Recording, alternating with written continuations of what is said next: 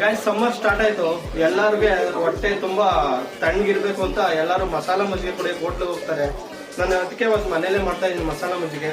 ಇದಕ್ಕೆ ನಾನು ನಂದಿನಿ ಮೊಸರು ತಗೊಂಡಿದ್ದೀನಿ. ನಂದಿನಿ ನಮ್ಮ ಎಮ್ಮೆ, ನಮ್ಮ ಗರಿಮೆ. ಬನ್ನಿ ಮಜ್ಜಿಗೆ ಮಾಡೋದು ಹೆಂಗೆ ಅಂತ ತೋರಿಸ್ತೀನಿ. ಮೊಸರು ಹಾಕೊಂತ ಇದ್ದೀನಿ ಒಂದು ತಪ್ಪಲೆಗೆ.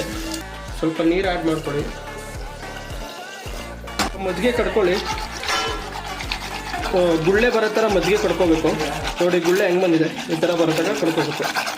ಫ್ರೈ ಮಾಡ್ಕೊಳ್ಳೋಕ್ಕೆ ಸ್ವಲ್ಪ ಕೊತ್ತಂಬರಿ ಸೊಪ್ಪು ಹಾಕೊತಾ ಇದ್ದೀನಿ. ಒಂದು 4 ಮೆಣಸಿನ್ಕಾಯಿ ಚಿಕ್ಕದು, ಒಂದು 5 ಬೆಳ್ಳುಳ್ಳಿ, ಸ್ವಲ್ಪ ಶುಂಠಿ ಹಾಕೊತಾ ಇದ್ದೀನಿ, ಸ್ವಲ್ಪ ಪುದೀನ, ಕರಿಬೇವು, 4 ಮೆಣಸು ಹಾಕೊತಾ ಇದ್ದೀನಿ. ನೋಡಿ 2 ಲವಂಗ, ಸ್ವಲ್ಪ ಜೀರಿಗೆ, ಒಂದು ಸ್ವಲ್ಪ ನೀರು ಹಾಕೊಂಡು ಪೇಸ್ಟ್ ಮಾಡ್ಕೊಳ್ಳಿ. ನೋಡಿ ಪೇಸ್ಟ್ ಈ ಥರ ಬಂದಿದೆ. ಬನ್ನಿ ಮಜ್ಜಿಗೆಗೆ ಮಿಕ್ಸ್ ಮಾಡ್ಕೊಳ್ಳಿ. ಉಪ್ಪು ಹಾಕ್ತಾ ಇದ್ದೀನಿ. ನೊರೆ ಬರೋ ತನಕ ಕಡ್ಕೊಳ್ಳಿ ಮಜ್ಜಿಗೆನ. ರೈಸ್ ಮಸಾಲೆ ಮಜ್ಜಿಗೆ ರೆಡಿ ಆಗಿದೆ, ಕುಡಿತಾ ಇದೆ ನೋಡಿ. ಸೂಪರ್ ಆಗಿ ಬಂದಿದೆ. ಉಪ್ಪು, ಖಾರ, ಮಸಾಲೆ ಸಖತ್ತಾಗಿದೆ ಮಜ್ಜಿಗೆ.